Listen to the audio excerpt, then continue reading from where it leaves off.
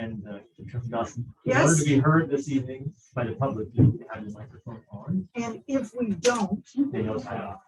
And Mr. McNeil will go over some tips in just a moment. So start can us you do off. a sign that says controversial? Yeah. Can you not hear me? Okay. Anyway, that's just a start. Okay. So what the Whoa. I call this special board meeting to order of the Pacific Grove Unified School District. We will do roll call roll call and then pause for a second so Mr. Mejia can give us all some tips on how this hybrid meeting is going to go and help us run it more smoothly. So can we have a roll call, please? Trustee Brian Swanson, Here. Trustee Dawson, Here. Trustee Rivera, Here. Trustee Carolyn Swanson, Here. Superintendent Porras, Here. Assistant Superintendent Shin Bendit. Here. Thank you. Mr. Mejia. Evening, trustees. For today's meeting and moving forward, you want to make sure that you have your mics on. You'll see a green light at the bottom. That is how the viewers at home will be able to hear us. Other than that, these mics are rated to be maybe about 4 or 5 inches away from the front of your mouth so that you can hear clearly. The way you'll know it's working is you'll hear yourself over the house sound. If you have a device that you want to join, tie into our Wi-Fi, you'll select the DO staff Wi-Fi signal on your device and use your PGUSD.org credentials that you use for your emails. You'll use those to sign on to our Wi-Fi as well. Other than that, I'm trying to think of anything else. That should be it for you guys. Just as long as you understand, if you're not hearing yourself over the speakers, then our viewers at home may not be hearing you as clearly. You want to explain the camera? And also the camera that you see that's mounted on the ceiling, it's reflecting what's on the screens currently. We've captured the entire board, just like they do at city councils. When we have a presenter at the podium, the camera will pan and center in on that individual. And we also have a preset so it can include the person presenting or the person making a public comment and the board if we choose to see everybody in one shot. Great. All right. Thank you. I want to just mention a couple of other things before we move on to the agenda too, because this is a special board meeting. So there will be things missing that for everybody who's been a regular attendee may have gotten used to seeing over the last few years. There is no written communication recorded for this meeting, no regular or board member comments or superintendent report. PGUSD staff comments on non-agenda items will not be part of the meeting, nor will be individuals desiring to address the board unless it's part of an agendized item. So moving on from there to adoption of the agenda, I think everybody's had a chance to review it. Are there any suggested or changes or issues? Anything from anybody? Can we get a motion? So moved. A second. All right, we have a motion from Trustee Dawson, seconded by Trustee Carolyn Swanson. These all will be roll call votes still, right? Yeah, for tonight. Then we'll revert back to the regular voting next. Okay. Trustee Brian Swanson, Aye. Trustee Dawson, Aye. Dr. Rivera, Aye. Trustee Carolyn Swanson. Aye. Thank you. Passes unanimously. Thank you, everybody. Moving on to the consent agenda. It was a very short consent agenda. We've all been here before, so there are any issues.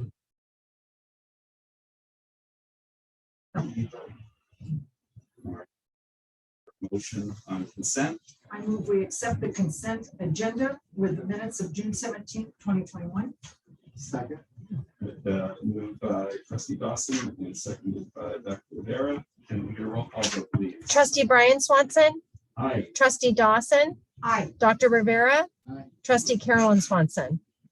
Actually, I have a correction on the typo on there, but I can email that to you, Mandy. Please, So that'd be great. I do approve the consent. Awesome. Consent agenda. Thank you. Thank you. Passes unanimously. Thank you, everybody. Yes. Mr. Mejia, is there something? Yeah. You need to, unfortunately, need to be right up on the mic in order to get. Yeah, in front of us? it needs to be, no more than 2-3 inches away from the You front of the know, door. even though you're talking about us, having our wits about us and hearing it in the room, to me, it's kind of hard to do that even while I'm talking now. So, Hey, can you hear me now? Yeah. Well, I think if you had a little thing that you'll hold up that says like louder, that would give us a hint that we're like off to the side or I'll something. give you a clue. Yeah, go like this. Okay. And are there individual gain controls on each of the microphones or? Yes.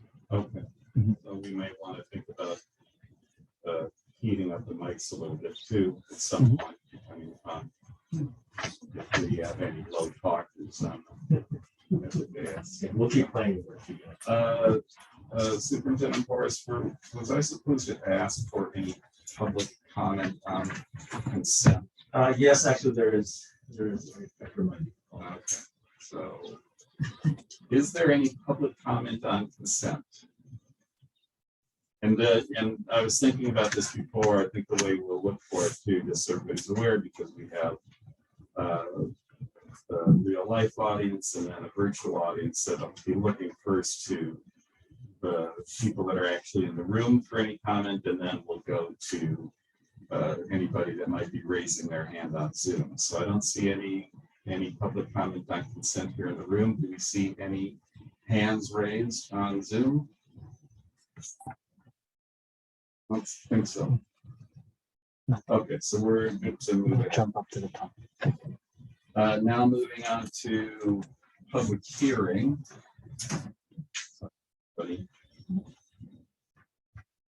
So officially, the public hearing considered scope, purpose, and other factors related to adoption of the independent study policy.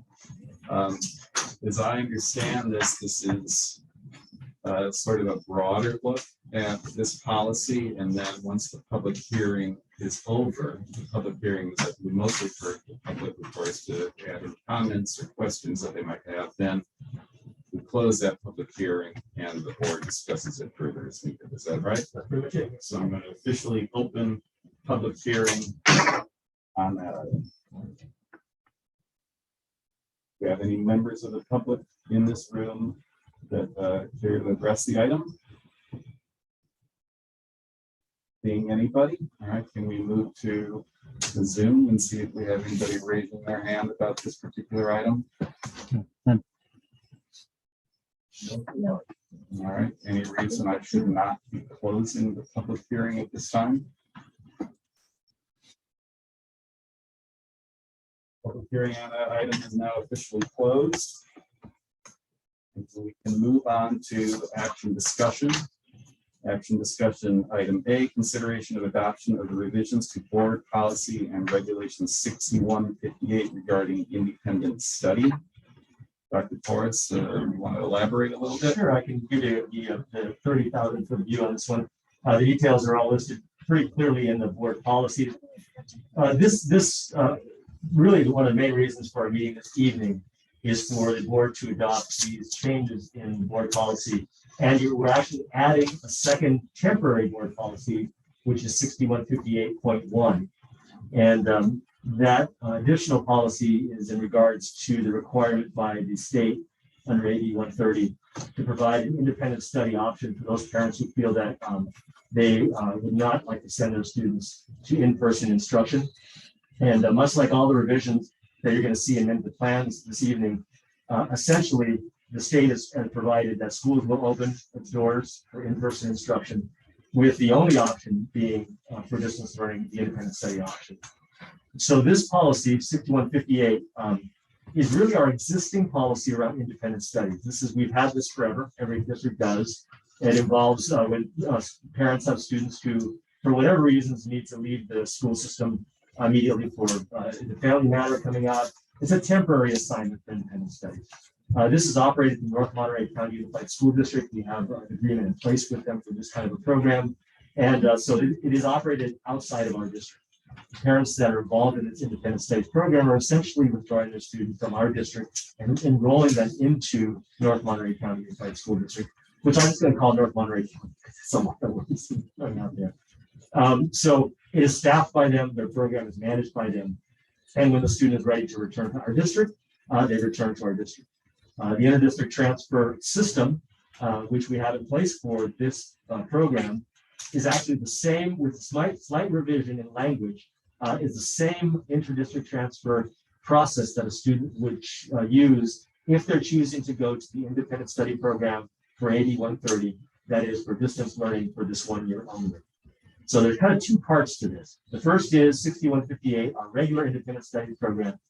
That policy includes everything about independent studies as amended by our legal counsel for this current year to adjust to the two options that students have, the existing option and the new option to go to distance learning. When you look in the packet and you see item B, which is point 1, it's like a half pager. It's just basically saying the district can abide by Assembly Bill or Senate Bill 130 and allow an option of independent studies for students who wish to leave the district for that purpose.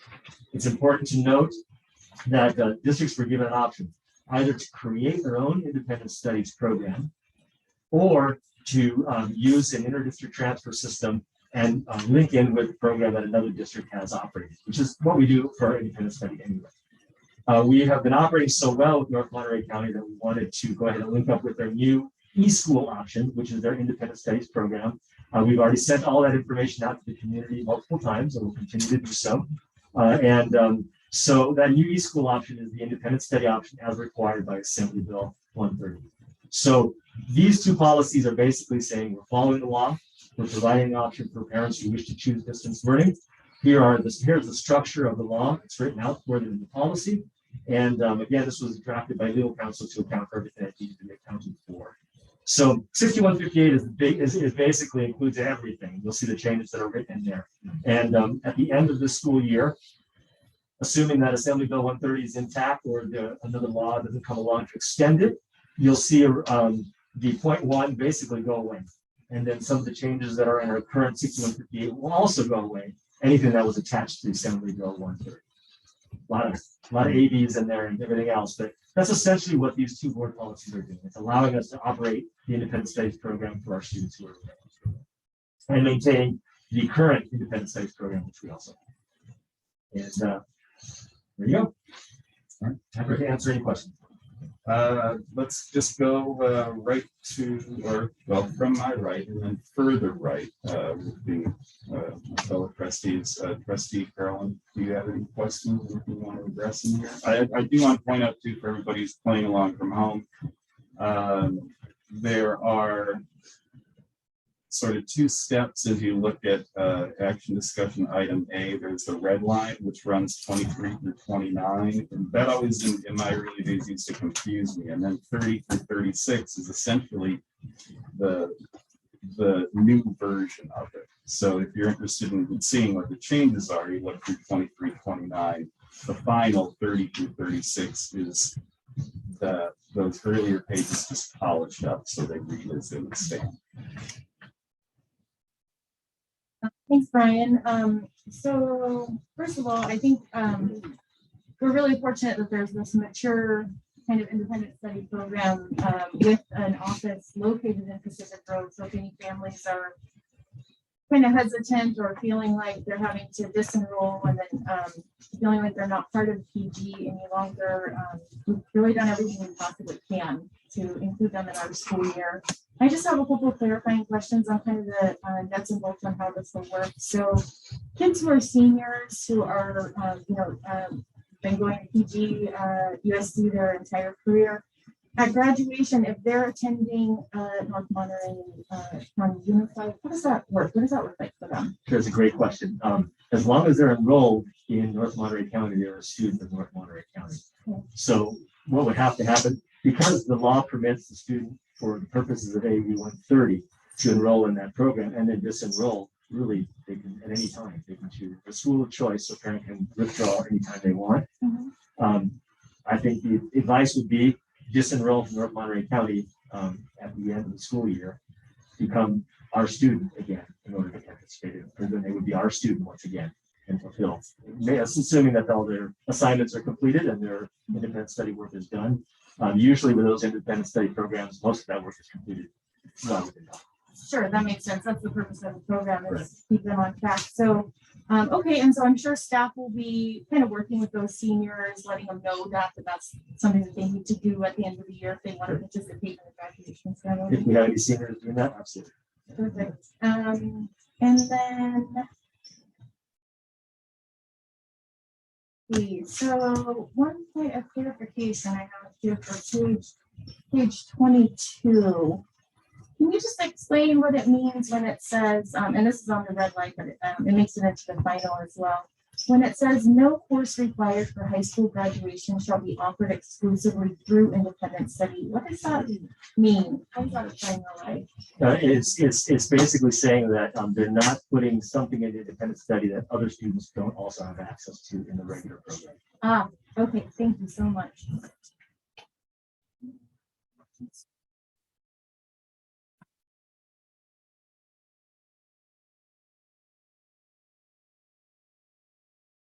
You know what, that's just a typo in the red line and it was remedied in the final, so I'm gonna disregard that with my own notes. And then can we talk about, I know we have this independent study plan for our kids who choose it, but what plan do we have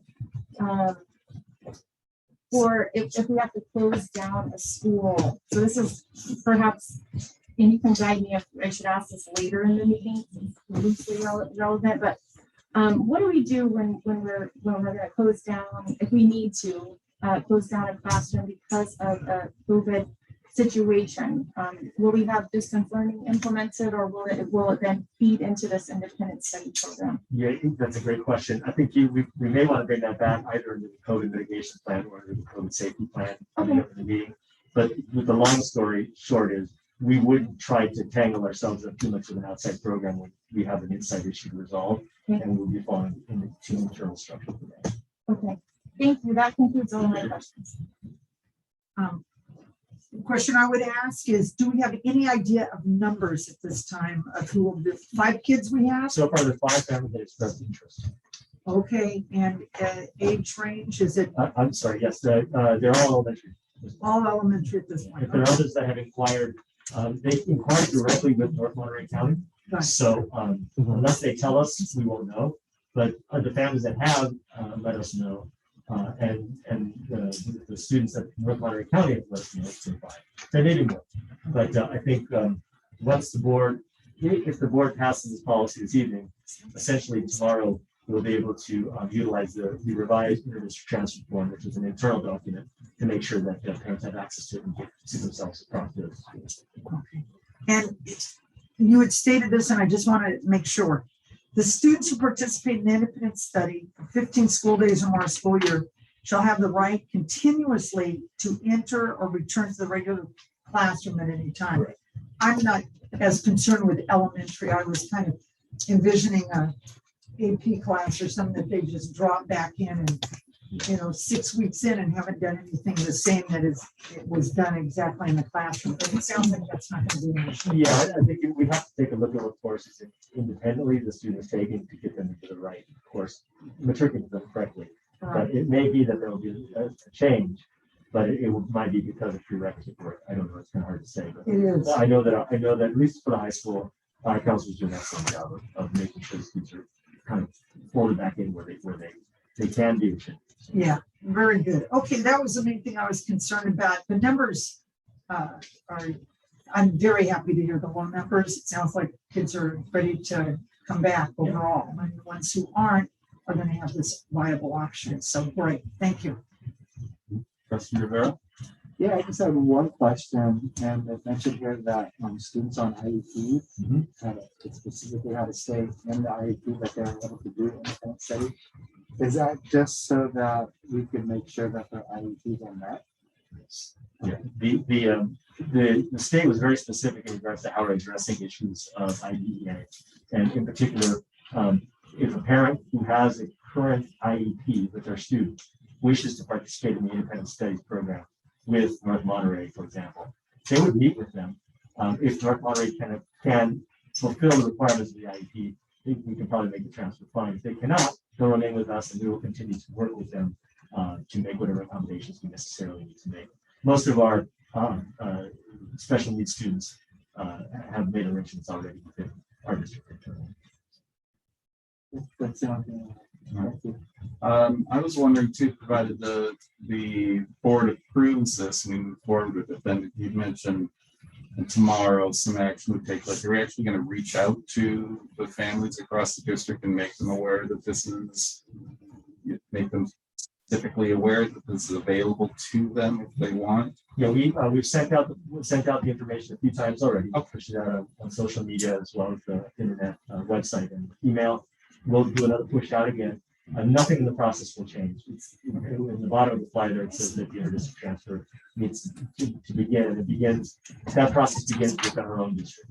So a student who wishes to leave our district comes to our district office and fills out an interdistrict transfer request out of our district to another.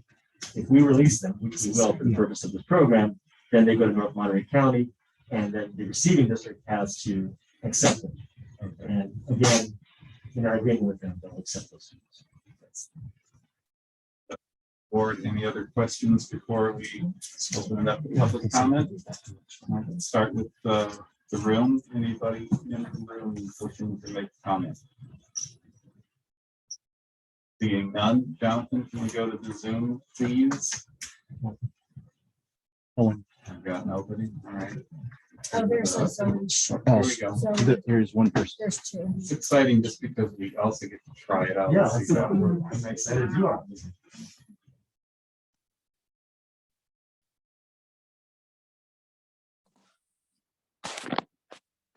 Hi there, board. Can you hear me okay? Great. I have one question about the curriculum between the two different programs, being PGUSD and North Monterey County. So is there any sort of coordination of curriculum? And I'm specifically inquiring about at the elementary level with regards to English and math. That's something you want I can to address. address. I can address a little bit. The North Monterey County E-School, actually any of the schools, Salinas Valley, Salinas Union Elementary School also has its own academy. They're following California state standards, following the exact same standards that we follow. We can't guarantee that the curriculum is going to match day for day, but they do follow pretty strictly the same standards we do. So we can't, again, because the new incoming district is accepting the students and they're choosing to go to the district, it would be very important for the parents to have the conversation with North Monterey County at the top of the phone to talk a little bit about what they're seeing with the curriculum and make the best choice possible for their family based on what they're hearing from the district. And that's why AB 130 requires that the independent studies program offer the parents an opportunity to have an incoming meeting. And again, that would be handled through Monterey. So there, I know that there'll be coordination in that we'll be addressing the same standards, but day for day matching is not going to be possible because they're going to be operating on the school. Thank you. We So have that makes sense, but it doesn't really answer my question. So I appreciate that response, but I've also asked this question of North Monterey County School District. And I understand that it's not possible to match it day by day, but I'm just referring to like, and for lack of a better word, like the brand or the actual, the curriculum that is being delivered. Like it, for example, in the elementary schools, it's Super Kids reading programs. So if there's this option to kind of toggle back and forth, not that anyone would want to do that, between attending in person and being an independent study, would you be assured to some extent that the children are learning at the same rate, I guess, and learning the same types of things as it relates to their English, for example? We couldn't assure the rates because again, it's not our program to run. For example, they may not be operating Super Kids and we do. But the instructional standards that Super Kids covers, their program will also cover, since they're accredited by the state to offer this instruction. So again, it's the choice to operate with an independent study program is basically saying we're going to go to this district's program and we're accepting the curriculum that they're offering, with the understanding by the end of the year they will have covered the same standards that we cover. But again, we can't guarantee or assure there's going to be a match in specific kinds of programs or specific kinds of instructional strategies. Thank you. That addresses my I question. can Thank you. imagine that we've given a number of different schools are going to be utilizing the program, doing everybody offering different things and running it at various paces too. So, but the clarification is appreciated too. Do you have another comment, another hand raised? Where are we going to now? Are we going to Mr. Hazen? Yes, thank you very much, Board. I just wanted to ask, I mean, I realize it may not be a desire to go back and forth, but you know, the unlimited part does worry me a bit, that there might be parents that would want to say, well, maybe I'll do 2 weeks out of the country and switch to independent and then come back. So I was just curious if there was any, you know, not ways to negate that, but you know, plans if there were such a disruption on how best to address it.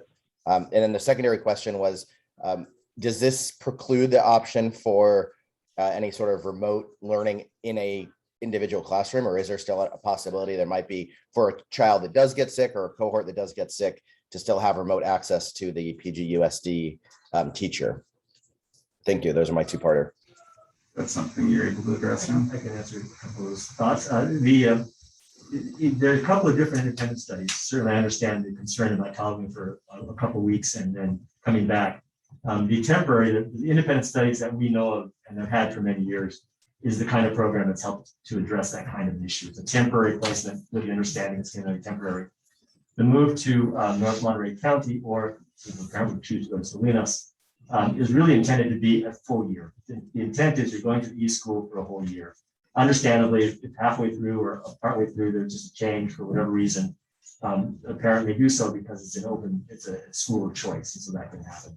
But I think the intent, if a parent intends to have a distance learning choice with North Monterey, I think the mindset should really be we're going into this for the year and be part of this program while we're currently dealing with the COVID situation. As far as a student of ours who gets ill and requires either independent study or temporary instruction, I think it's going to depend on the particular teacher. If it's a short-term illness, the student's sick, of course we provide instruction for the students. I can't say that it's going to be a remote like we used to do with distance learning, because we're really not set up right now to do individuals for remote distance learning in the classroom. It would have to be a greater scope in order to make something like that, a big change that would make that happen. Yes, do we raise at this point? We do not. We don't. Okay, I'll bring it back to the board. And we can work through this way back to me this time. Frank, do you have anything you want to add at this point? No, nothing else. Thank you. Chrissy? Well, I appreciate the clarification. I agree with you. I mean, I think what we've heard so clearly from the community and parents is that normalcy is something that's very much what everybody wants.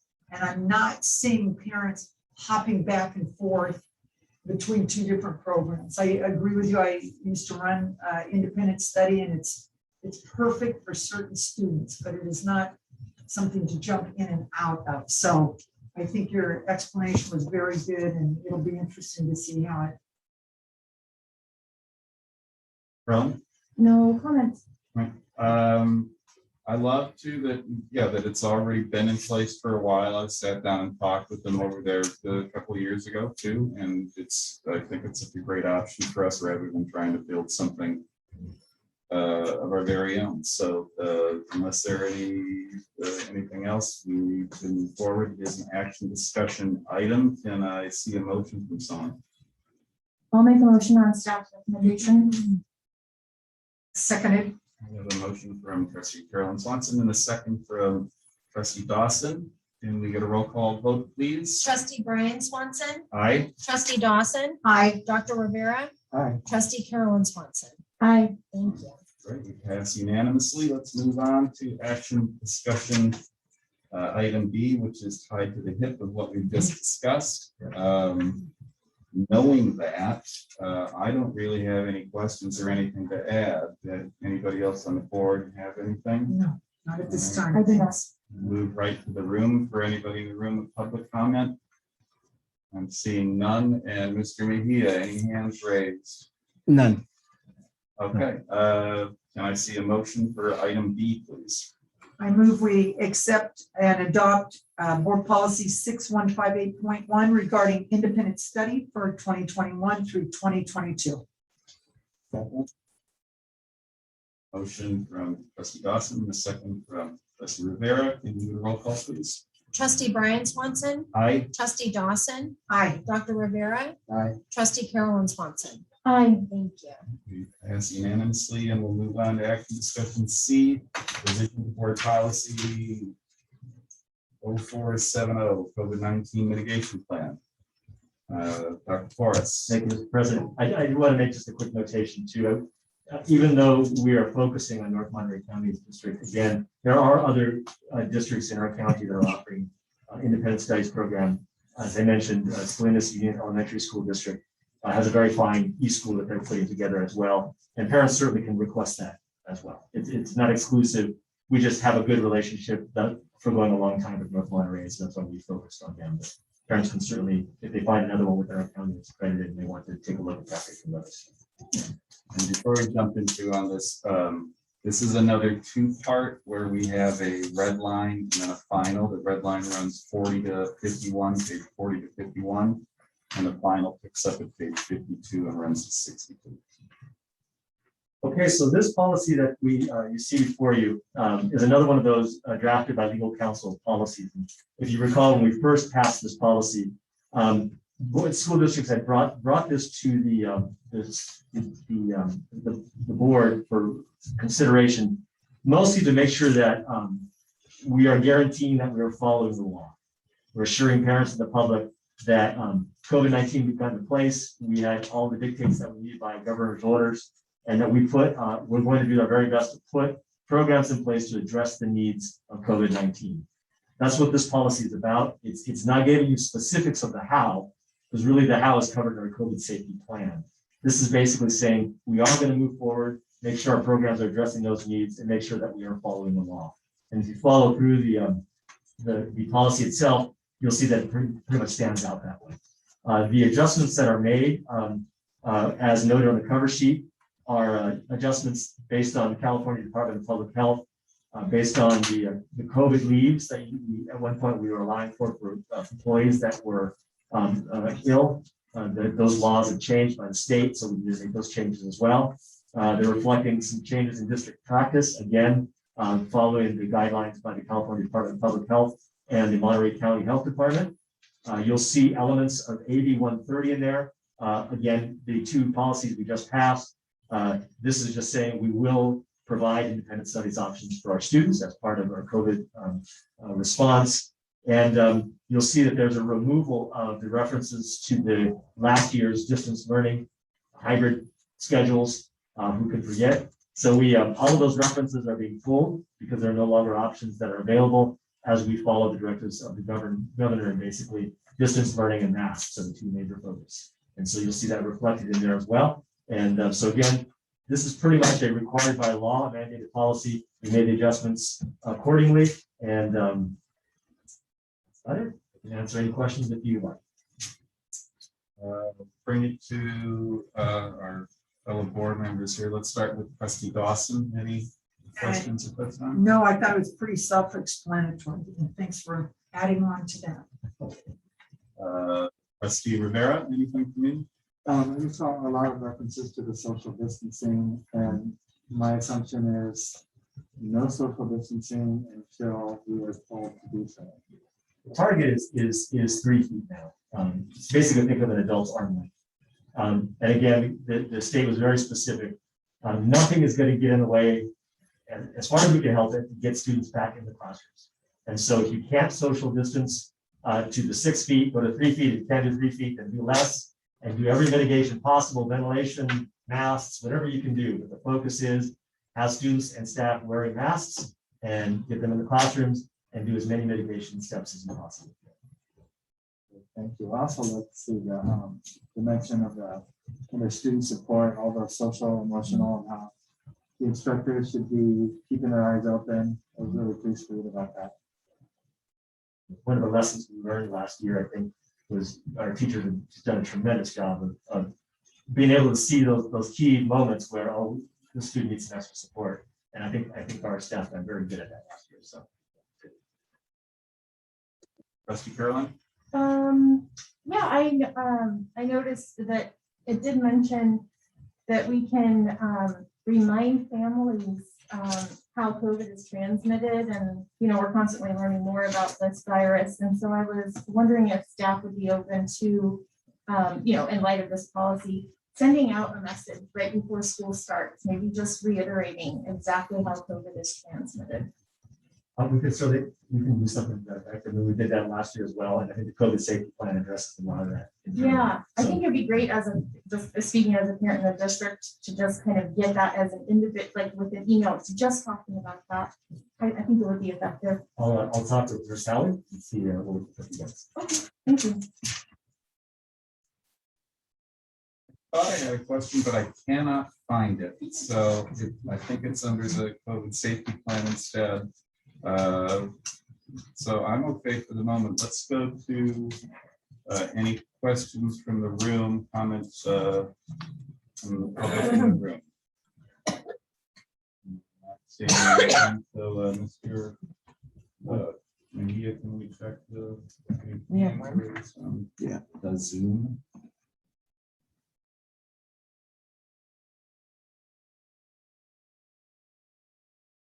We have one Marie H. Hi, this is Marie Hunter. I've got a question regarding the mask mandate. I did provide the board a significant amount of science regarding masking. And I'm a little bit concerned that very blindly, a lot of these school districts are going along with what the state recommends and what the CDC recommends. And I find it rather unfair that the science is not being looked at. And although I appreciate that the board is now reducing the requirements for the kids to finally remove this mask outdoors, I think that I would like to know whether the board has taken a look at a significant amount of science behind it, and whether PGUSD could take a stance on, making sure that the kids are treated fairly compared to the propaganda that's being out there for, essentially just masking everybody regardless of science. Okay, thank you for your comment. These are interesting things. Interesting moment in a meeting, because what it really is a comment. It's not necessarily a Q&A. We try to clarify things when they come up like this, but it's my understanding as a district policy that we're going to be following what the state dictates or what the county dictates, and that's how we do our business. Anybody else on the board has anything that they want to add to that? I think it's well stated. Obviously, there are differing opinions about this that I think we do hear frequently. And even though certain material would say that it's not necessary at this time, I think it behooves us to follow along with what we're told. And if that feels like sheep in a herd, I'm one of them. I think that's what we're going to do. Anybody else? All right. Have any other hands raised at this moment? We do not. Okay, so it is an action discussion item, so I'm going to need a motion from someone. I move that we consideration of adoption of revisions to board policy 0470 COVID-19 mitigation plan. Second. All right, we have a motion from Trustee Dawson and a second from Trustee Rivera. Can we get a roll call, please? Trustee Brian Swanson, Aye. trustee Dawson, Aye. Dr. Rivera, Aye. trustee Carolyn Swanson. Aye. Thank you. Carries unanimously. Thank you, everyone. And let's move on to action item D, approval of the COVID safety plan. Director Kelly.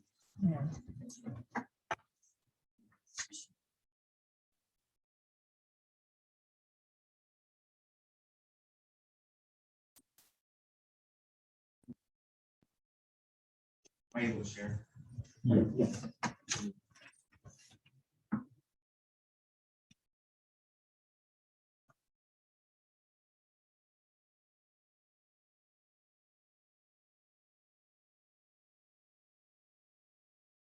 I'm just gonna go over some of the highlights in the COVID safety plan and some of the. I know, you can. changes. It's not a long presentation, so, but I just wanted to highlight what some of the major changes were. You'll need to get the mic close to yourself. I'm not hearing you. Is it on? Yeah, I just turned it. Okay, thank There it you. is.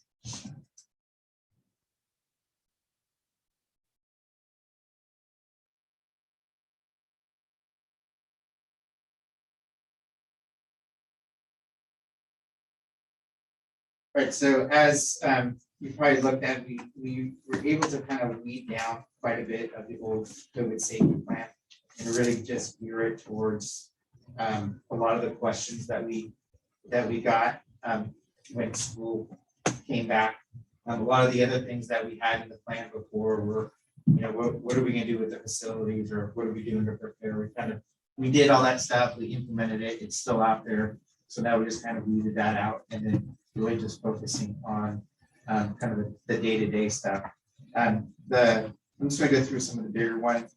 Again, we kept the reducing of the stigma very first, and then added this section right here, confronting COVID-19 related harassment in schools.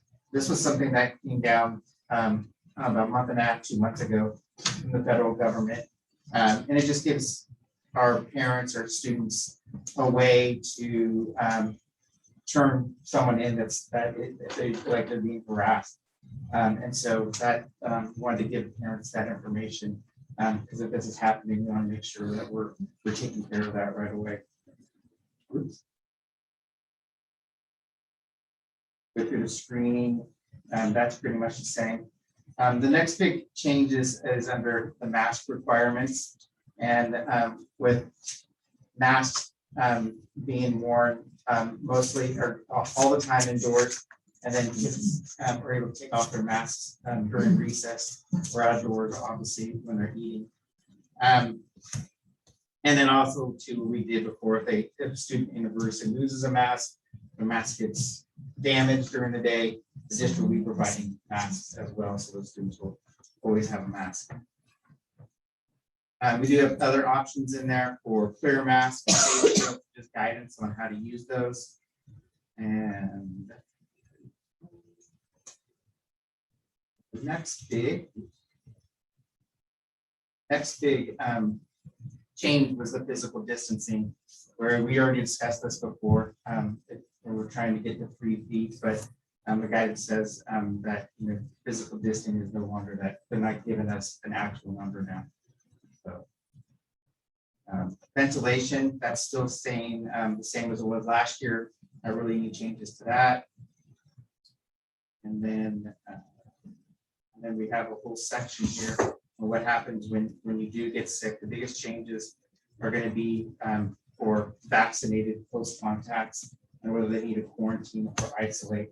And at this time, if you're vaccinated, don't show any symptoms, you will not have to quarantine. So, and that was a change as well. The last one is transportation. So we're going to be transporting again home to school. Same thing as in the classroom. We're going to have masks, and then it's only going to be a maximum 2 kids per seat. Sometimes we're able to put 3 for little kids, but we're not going to do that for this year. So it'll just be 2 kids per seat. And I believe that is the major changes to the plan. Any questions? Why don't we, yes, I do, but I'm gonna wait for a second. And we start down at the end there with Trustee Rivera, please, any questions? Yes, thanks for that presentation. My first question is under staff and volunteer screening.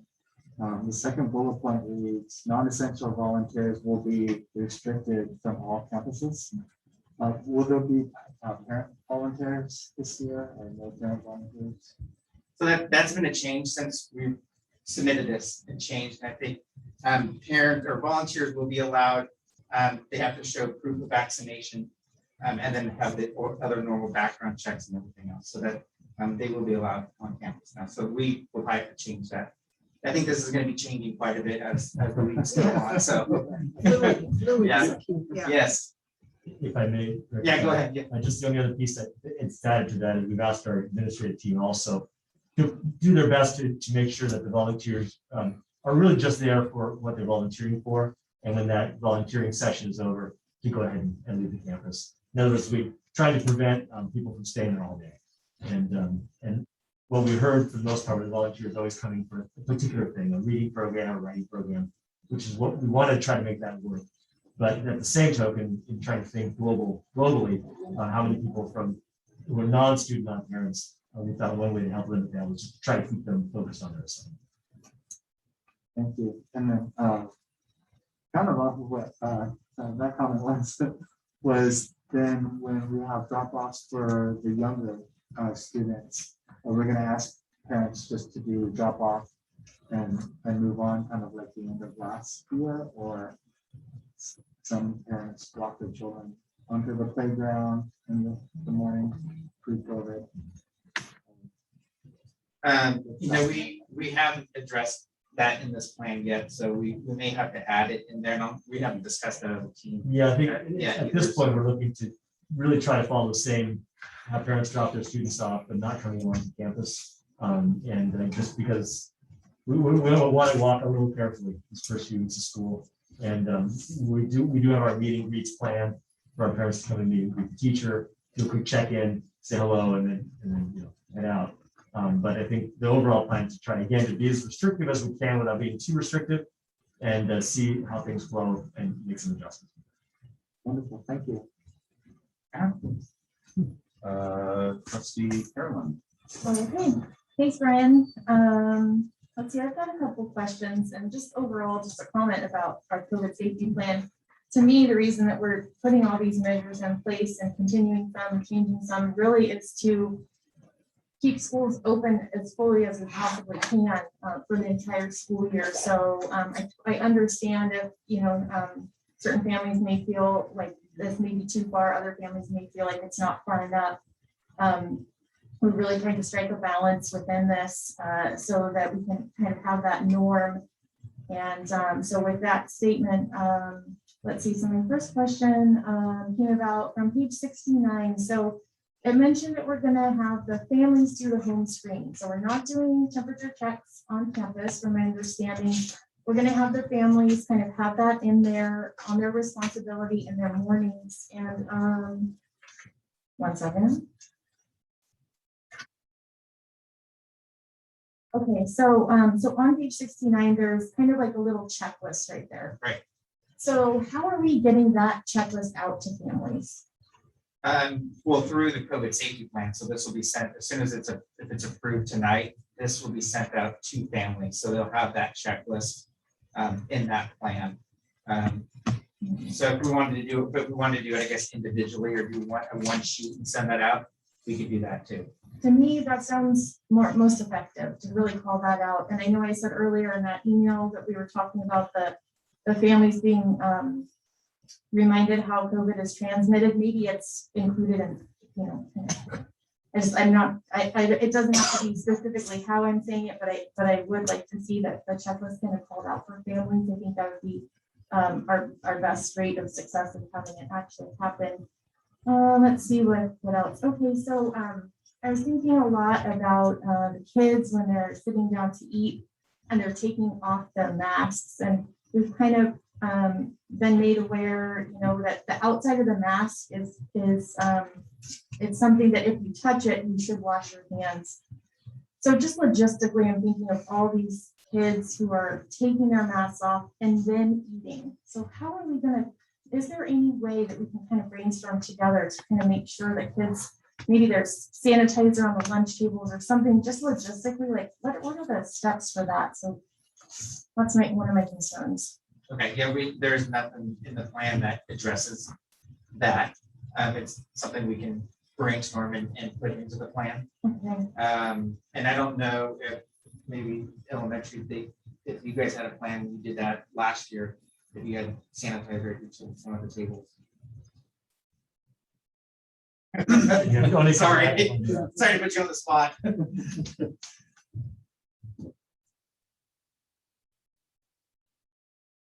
Thank you, Matt. My name is Buck Rogan. I'm the principal of Forest Grove. And what we're going to keep in place is a process where students are going to cleanse their hands every time they leave and return to the classroom. we felt that was one of the most effective things that we did to try to add one of those layers of safety, which is really what we're talking about. When the students take off their mask, what layer of safety can we have in place when they're no longer going to be wearing the mask and they will have to come in contact with the mask. So what I could envision is the students taking off their mask, but that's going to be their option before they leave the room. And then having, the hand sanitizer present in the area where they eat. Last year, it was easier for us to do because the students ate in a classroom in a specific area of the playground.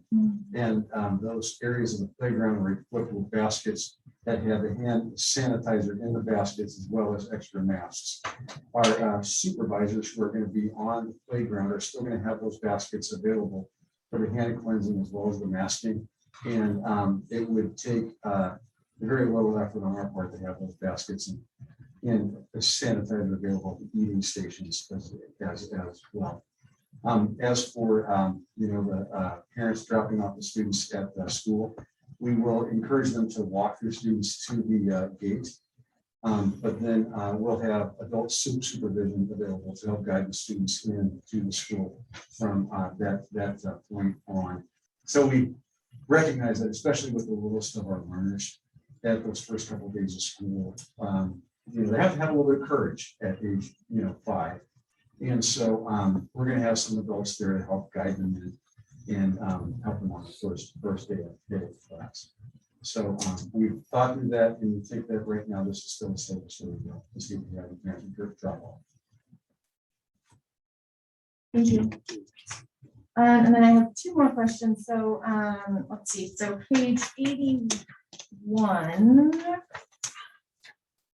Okay, so there's a table on page 81 talking about screening testing recommendations for K-12 schools by level of community transmission. And I know the state is kind of gone away from the colored tiers. This table mentions some colored tiers. So how does this all relate?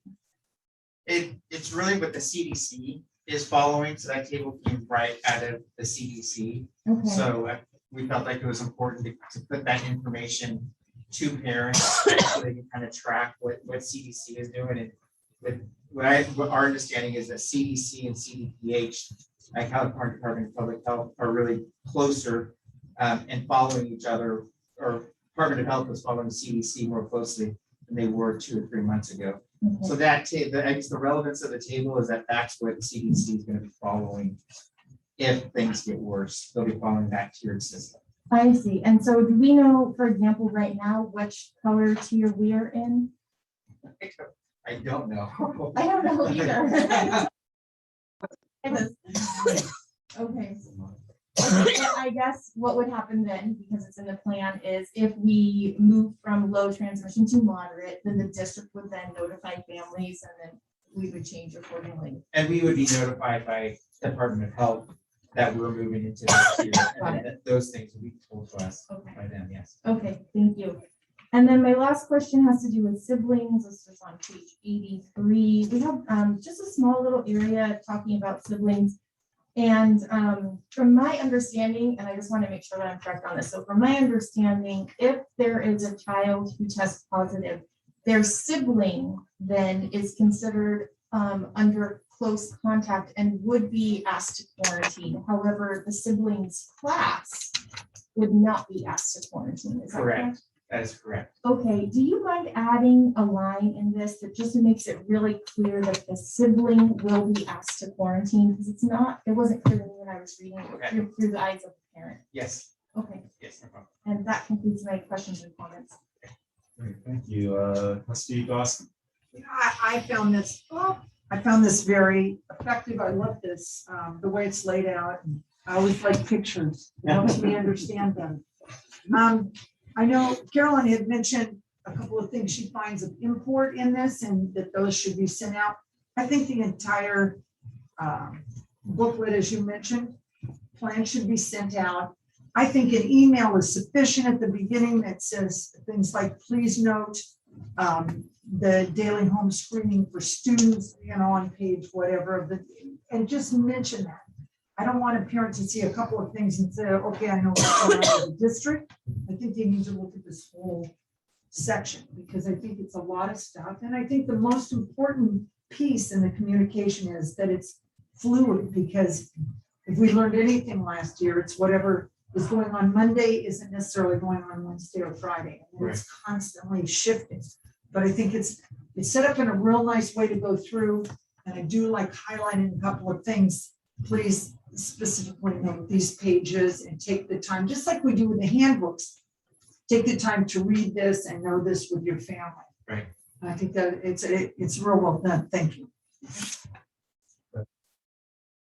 Yeah, for me, thank you. So thanks for clarifying 81. I was confused by page 81 also, just must have been black and white, it was in two colors, and I was instantly brown. So you talked about busing for a little bit and keeping it to 2 in a seat. Do you think that's going to be an issue in being able to accomplish that? Or do we have enough space on the buses right now that it'll be okay? And unless we have a huge bubble of riders, it won't be an issue. Transportation numbers have been declining, and even at the height, when I was here, we weren't at 3 to a seat. And every now and then, again, it happens usually with the drivers out. But we'll have to work around that this time. Thank you for that. Also, it's the meals. So the meals are going to be eaten outside, right? Yeah, correct. In all year, even in what's the plan for rainy days and +3 days? And it'll have to be either in the multis during that time or into the classrooms. Okay. So just depending on where we're at with COVID and how rampant it is. Okay. It'll vary a little bit from site to site too, just Yeah. based on the facility use and the staff all the time. Suppose I could see it being where some kids might, like, I don't know, I guess you have to get creative, right? Maybe some kids go to multi-room and some stay in the classroom, or how you can break it up so that. There was one other thing I just wanted to point out, is that there's a reference to a different chart up. So on page 70, at the end of it, it says the table below illustrates some of the overlap between the symptoms of COVID-19 and other common illnesses, and there is no table below. But for those who are wondering where the table is, it's on page 78. I think. Yeah. Is it? I'll fix it unless it's. It may. Is it in the same section still, or just? I don't. Did it go to a different section? I'm not sure. All I know is that I was to say, please see the table at page 78. However you want to do it. It's Okay. fine. And is this? I know it's changing. Is there a link on our website for this too that people could instantly access? I think it's a great document. There's a ton of information that's available in here. And it would be nice that if it's front and center too when people go to our website, because it's an integral part of how we move forward through this next year.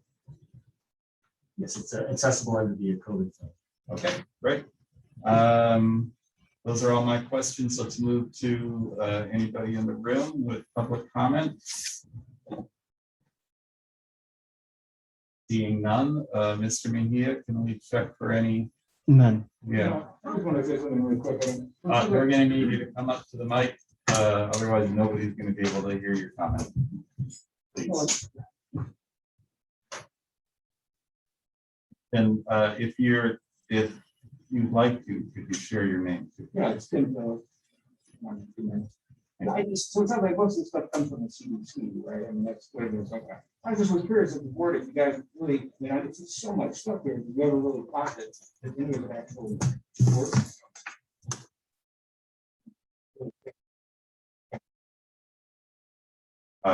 Yes. How do you know? That's what I usually think you guys can ask yourself. You know, think about it a little bit. I don't know where it all, how it's improved and stuff. Like two people in the bus and mask that runs, you know, really think that it actually really works for people safely. I think you'd be shocked how much time we spend thinking about this stuff. I mean, this has obviously gone on now for like about A year and a 60 half. months. Yeah, a long time. And we've had so much time and information, and even earlier the comment, we read things that are sent in. Most of it comes from the CDC. Yeah.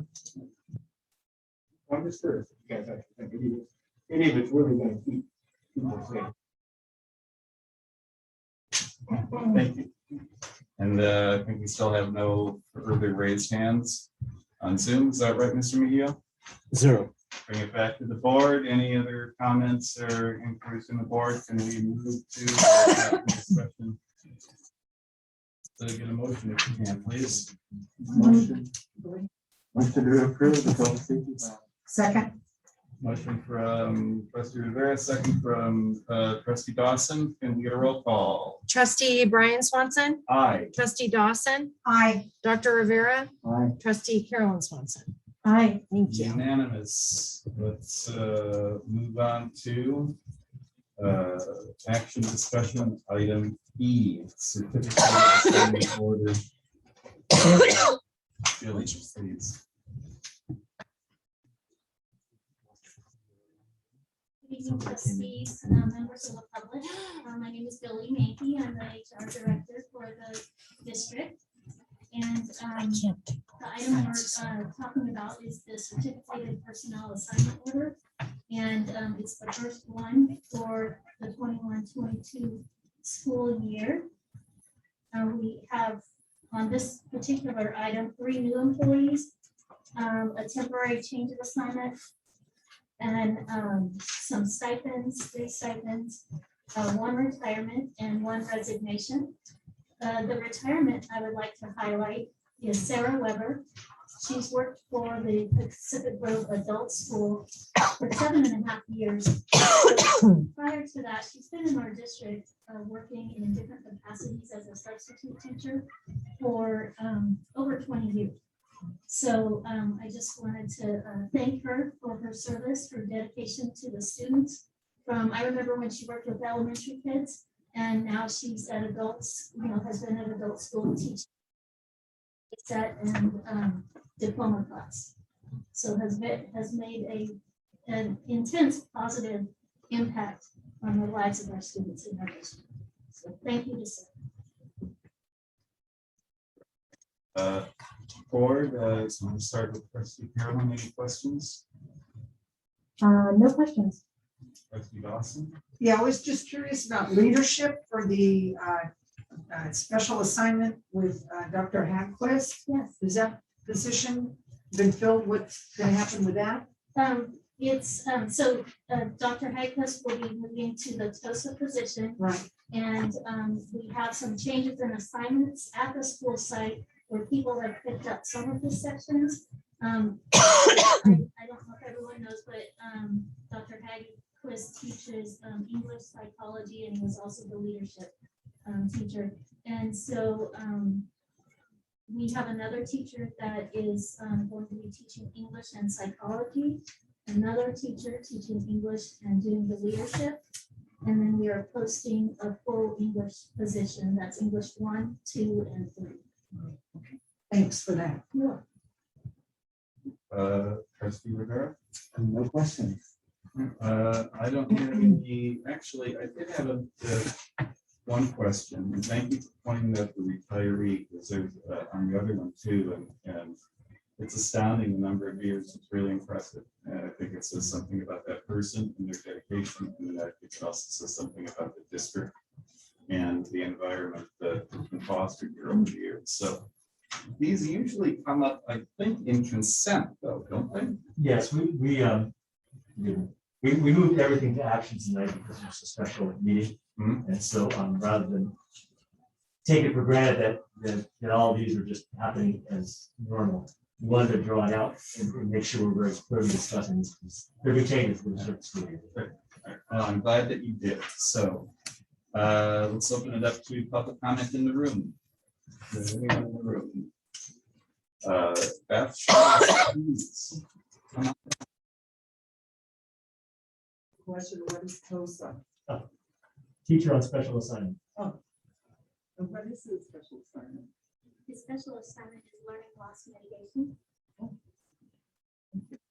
Great, and I know Billy wasn't right on the mic for that, the special assignment is learning loss mitigation.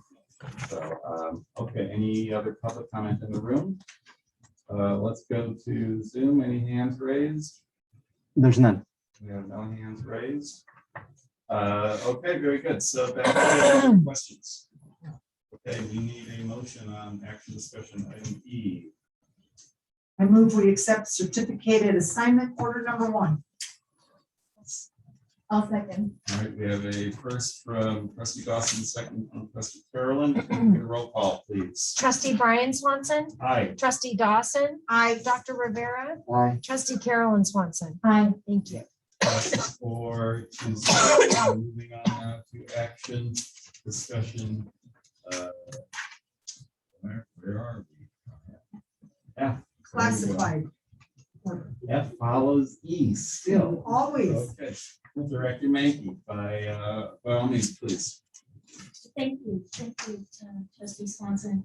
Our classified assignment order tonight has 3 new hires on it, has some change of assignments and promotions. Congratulations to those people who promoted. We have an additional assignment for Carrie Parker, Grayson Fong, and Raina DeVos, where they are part of our tech team and they put in additional days. We have 1 employee requesting a leave without pay. We have 1 retirement that I want to especially note, and a few substitutes here. So our retirement from Forest Grove Elementary School is Betty Miner. She's a clerk 3. She works in the office 1 hour, 4 days a week. And she has been with us for 49 years and 8 months. So it's amazing, wonderful person. I know Principal Roderman wants to say a few words. So if I may. Thank you. Please. Rogan, principal of Forest Grove. I just want to start by saying, I hope that it's not me that drove Betty. For 49 years and eight months. No, Betty Miner has been an absolute gift to this district. The devotion that she has had to our students and our staff, and just the incredible energy that she brought to our school every day never went unnoticed by anyone there. For those of you that don't know, Betty's main role was she would come and cover the lunch hour so that our office manager, Deborah Marchese, could go and take her lunch. And so Betty fielded everything from injured children coming in to see the nurse to, having students wait until they had to talk to the principal, and any of the, parent questions that may have come to our office during the lunch hour. And Betty always did it with such wonderful care and concern and devotion. And you can just see when she would walk in the door in her eyes how much Betty loved being in Forest Grove. And so on behalf of Forest Grove, everyone who has been in the district and worked with Betty for those 49 years and eight months, I just want Betty to know that we are all better off because of her presence in our school, in our district. Betty, thank you very much.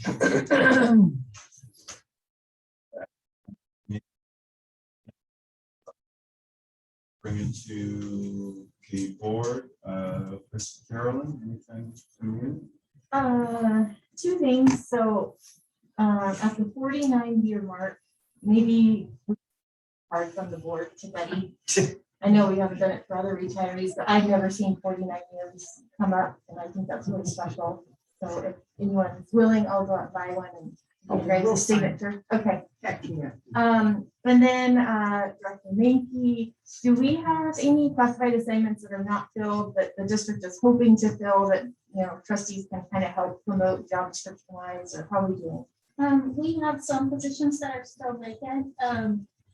Some of them have closed, but we may be reopening them. One of them is the crossing guard position. Okay. So we have applicants for that, and we're in the midst of screening those applicants right now.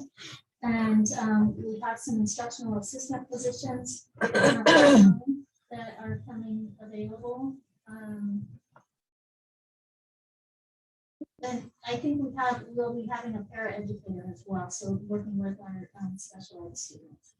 Okay, thank you for your work. It's been, I think, it just seems, at least from my perspective, that the HR department has had many more positions to hire this summer than. It's been busy. Yeah, it seems like it's been really busy. So thank you for the update. Thank you. Like I say, I'm glad we did this in an action so we can note the retirements and thank people for what they've done, because otherwise it's just kind of folded in. And thank you for highlighting them. I just want to say thank you to the years of service that the retirees have given, and it's really given yourself when you work in education. It's really special, so thank you. Yeah, again, 49 years is I can't help myself. I have to say 49 years is nothing minor. Major accomplishment. I also want to point out that it has been an exceptionally busy summer, I'm sure, for Director Mankey, and it always is. But this year, even more so. You don't really get a summer vacation, so thank you for not having a summer vacation and all the extra work that you do. Let's move to any public comment that we have here. Anybody? Anyone? Let's move to Zoom. None. You've got none. Bring it back to the board. Can I get a motion on discussion F? I move we accept classified assignment order number 1. Second. Moved by trustee Dawson, seconded by trustee Rivera. Can we get a roll call, please? Trustee Brian Swanson, Aye. trustee Dawson, Aye. Dr. Rivera, Aye. trustee Carolyn Swanson. Hi. Thank you.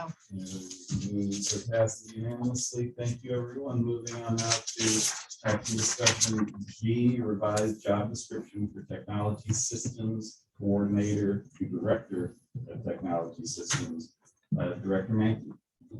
Okay, with this job description, we are recommending a title change. And title change would be for technology systems coordinator, who is, it's Jonathan here, as you're aware. We would like a title change approved as director of technology systems. Jonathan has taken on additional responsibilities, and in the near future, we are planning to restructure the tech department in some ways where he will have more supervision responsibilities over employees. He does now, but it's really more aside principals, especially at the secondaries, the middle and the high school and the adult school.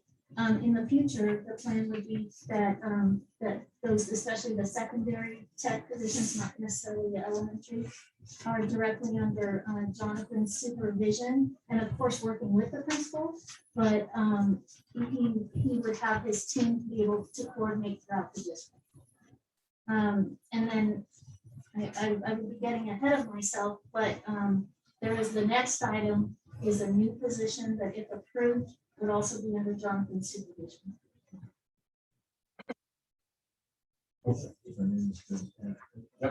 that as well. I think this decision also comes after a review, and the board asked us a few things in regards to the superintendent goals for this coming year. And in those conversations, we talked a little bit about identifying lessons that we learned from COVID. We definitely learned a lot of lessons regarding technology.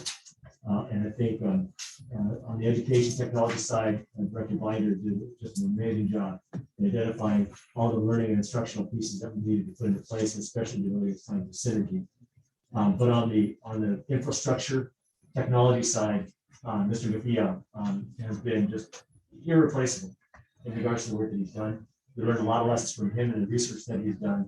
He did the work of the director in terms of establishing the technology presence and response that we needed last year.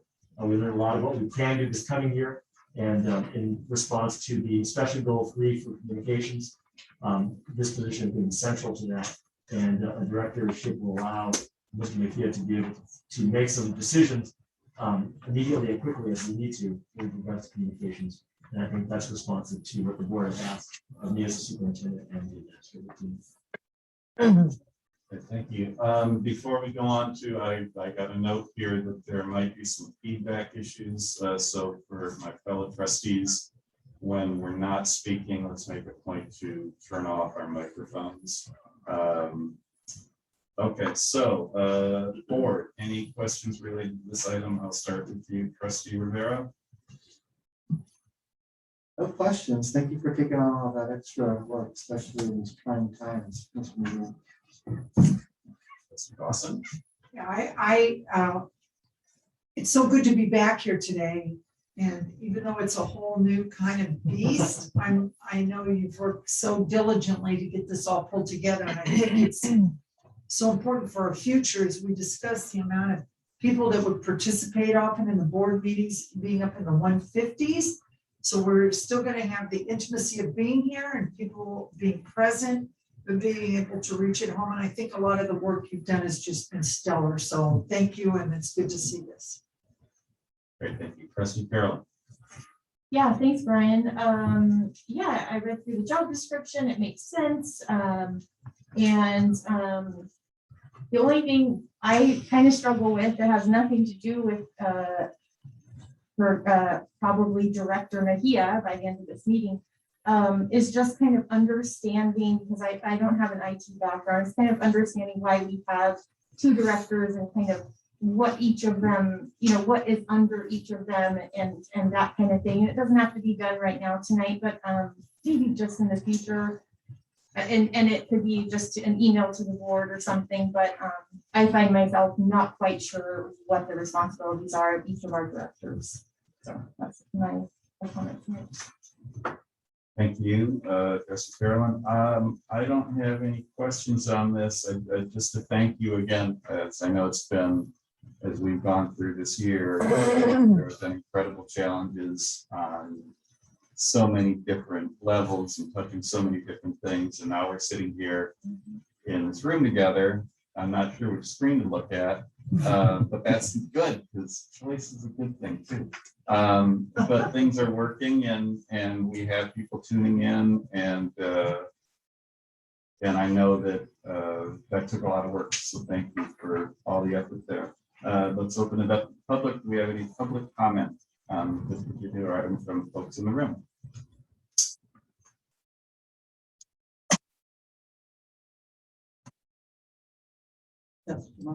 Yes, I agree that the communications, this has been so fabulous. What a nice consequence of a terrible time. But I do have some questions just about, it says there's no change in the salary, but if you're putting somebody in a position where you're supervising and evaluating, how is that? I mean, probably there will be a change in salary, maybe, I don't know. And so that just made me think also that if you're adding another new position, is this now a department? Or are you looking at it as a department? What is your overall view of technology scope? Because we do have policy on technology and it's probably needs to be updated because I don't think it includes a lot of these things. So. Great, thank you very much. I am curious, specifically Director Mankey, about the question as it relates to salary. I'm assuming, but I don't want to assume that some of these things again are governed by the position, and we get into step or step and column with some of these things too. Is that a factor? As far as step and column on this, it wasn't necessarily a factor. It is competitive at the rate it is now. I believe if we were looking, if we were going to do an analysis in a year or so, that might change. But at this point, it is competitive within our area, and this is what was, discussed and agreed upon. So Great, thank you. Do we have any other comment from the public in the room? Can we take a look at Zoom? None so far. Okay, let's bring it back to the board. Any additional board comments at this time? Otherwise, I'm looking for a motion on action discussion G. Motion. Motion to approve the revised job description for technology systems coordinator to director of technology systems. Second. Great, thank you. I have a first from trustee Rivera, second from trustee Dawson. Can I get a roll call, please? Trustee Brian Swanson, Aye. trustee Dawson, Aye. Dr. Rivera, Aye. trustee Carolyn Swanson. Hi. Thank you. Motion passes unanimously or 4-0, however we want to say that. And now we are moving on to action discussion item H. this item is actually the new job description that I mentioned previously. Its title is Information Technology Communications and Web Specialist. It's a classified position. And so this person will be a member of CCA. The background on this position, I'll read the item real quick. The work is currently done by multiple people and at times with additional overtime hours. The request for this position will create cohesiveness of our district websites, global district communication, and meet measurable board goals requested of the superintendent. The position of Information Technology Communications and Web Specialist will provide necessary expertise to maintain the school district's websites and mass communication and information technology platforms. So this is recommended as a 12-month position, full-time, 8 hours a day. And you'll see I gave you a mid-range. It's an approximation of cost on this with at $75,000 a year. The job description is here for your review, and any recommendations we would appreciate. Thank you, Director Mank. I do have the first question on this before I direct it to the rest of the trustees here. So are we, is this a first and final that we're looking at, or does it depend on the questions that might get raised? I would like it to be a first and final. And of course, if there's certain recommendations, we could incorporate those into the. So I'm going to go north to south. I think that south is that way, and starting with the rest of Carolyn, please. Okay, thank you. So let's see. So this position is to have somebody come in on the tech side and publish and kind of weave together, making sure that we're having a cohesive kind of communications distribution going out. And I think I guess this has come about because our district has realized that so much of our communication distribution out to families is digital. So my question is, where does this position include content generation, or does this position include content gathering from others, or where's the content going to come from? Because to me, it is a skill and an art form to generate the content, know what's appropriate, and put that out. So is this job that as well, or is it just the technology side? I can speak to that if you like. It's for fear of creating a flashback. It's a hybrid of that, what you're talking about. I think predominantly our department directors will be generating the content, and they will be able to get that content to this person to be able to get it embedded appropriately where it needs to get embedded to. The person will also be able to curate the entire website, for example, and then be able to add material as necessary, or to perhaps consolidate and make information more concise where it's necessary. So it's going to roll. This person will rely on their skills to be able to do some of that as well. But the general, I think, content part of it will be given by the department heads as that content is given. They're the ones that are dealing with some of that material firsthand. Okay, that makes sense for the most effective kind of train of distribution. And so just for an example, I know that after our board meetings, there's a board meeting snapshot that's generated. I think it's generated by Mandy right now, and then it's distributed out. Would this position relieve her of that? Or would that still be on Mandy's shoulder? This is just an example. I'm just to be clear, I'm not advocating for any certain. I'm sure Mandy's hanging on the breath. I am. Now, we would still be generating that, for example, out of our office for a year. It gets generated literally right at the end of our meeting. Yeah. And she can make some notes. She's the expert in that issue. Yes. And so that kind of thing would be directed to this curator to put on the web and get appropriately set out. And because at this point, now Director Makia was the one that then received that item and helped blast that out to social media, get that out. So it was between the two, they coordinated the effort. This person will now help to make that a little bit less weighty for people that are playing. Yeah, smoother. Okay. Yeah, and we're gonna play with this a little bit too, because it's a new position for us. Yeah. And so we're gonna experiment a little, we'll learn a little, Monterey Peninsula Unified as a public information officer as well as this position. And I think we'll have some lessons to learn from those districts as well. Okay. And so is this a temporary position because we're kind of feeling it out, or is this considered a long-term ongoing And this is a position? long-term ongoing position. We know we need it. We know we need it, and we know we need it full-time. Yeah. Okay. Okay. Okay, thank you. Those are my comments. Trustee Dawson. Yes, headed further south, I think. North, I don't know. Okay, I'm just saying, this is so nice to see. I know this has been an ongoing thing for every district, trying to make sure communication gets out to the students, to the families, the community as a whole. So I know we've brought that up and we brought it to your attention and made it part of the superintendent goals. It's nice to see this, and it's nice that we're going to be able to do this. I think it'll make a big difference. And I think the communication will be enhanced and people are more comfortable when they know what's going on. So good work. And I totally agree. I mean, as you move forward, you're going to figure out how to use it most efficiently, and that'll be a good thing. So thank you. Mr. Rivera, please.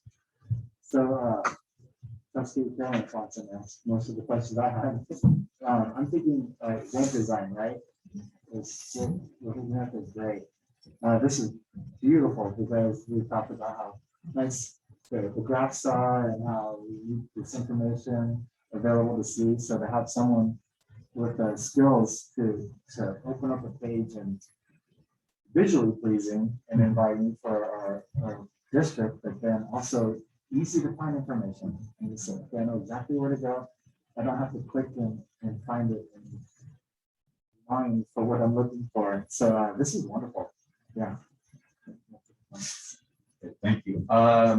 I'm really happy that we are bringing this forward. One of my pet peeves is, we live on the internet these days too. It's like links that don't work, and that's just, it's a little thing, but when I click on one, and I was on the phone with a client earlier today and he sent me his business and I clicked on his website and it's like, dude, your website does not work. It doesn't go anywhere. And he's been sending this out to dozens of people. He wasn't even aware, but those things I think are really important. One thing I would like to see, I mentioned it in passing a few months ago, and there's